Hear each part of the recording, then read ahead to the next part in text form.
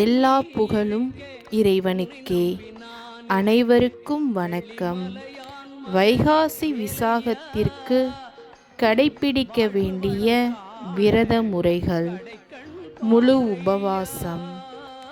முழு உபவாசம் என்பது முதல் நாள் சூரியன் உதித்தது முதல் மறுநாள் சூரிய உதயம் வரை உணவு நீர் எதுவும் அருந்தாமல் இருக்கக்கூடிய கடுமையான விரதமாகும். குழந்தைகள் முதியவர்களுக்கு இந்த விரதம் சரியானதாக இருக்காது என்பதால் அவர்கள் இந்த விரத முறையை பின்பற்ற வேண்டிய அவசியமில்லை. எளிய விரத முறைகளை மேற்கொள்ளலாம். பால் பழ விரதம். இந்த விரதத்தை பொறுத்தவரை பால் மற்றும் பழத்தை மட்டுமே ஒரு நாள் முழுவதும் உணவாக எடுத்துக்கொள்ள வேண்டும். வேறு எந்த உணவுகளையும் எடுத்துக்கொள்ள கூடாது. ஒருவேளை மட்டும் விரதம் இருப்பவர் சிலருக்கு ஒரு நாள் முழுவதும் எல்லா உணவும் எடுத்துக்கொள்ளாமல் இருக்க முடியாது.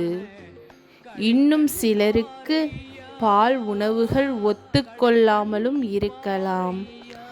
அவர்கள் எல்லாம் மதிய வேளை மட்டும் உணவு எடுத்துக்கொண்டு மற்ற வேளைகளில் விரதம் இருப்பதுண்டு.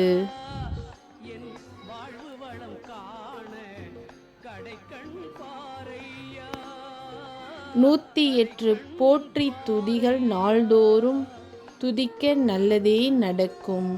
வழிபாடுகள். வைகாசி விசாகம் அன்று காலையும் மாலையும் முருகனுக்கு பூஜை செய்ய வேண்டும். கோவில் செல்ல முடிந்தவர்கள் கோவிலுக்கு சென்று பூஜை செய்யலாம். முருகனின் திருமுறைகளை அன்று ஓதுவதை சிலர் வழிபாட்டு முறையாக கொண்டு உள்ளனர். 108 முருகன் போற்றி மந்திரங்களை பாடுவதும் நல்லது. மேலும் அன்றைய தினத்தில் தானம் தர்மம் செய்வது, முருகன் சிலைக்கு அலங்காரம் செய்தல் மற்றும் முருகனின் கதைகளை படித்தல் போன்றவற்றை பக்தர்கள் பின்பற்றி வருகின்றனர்.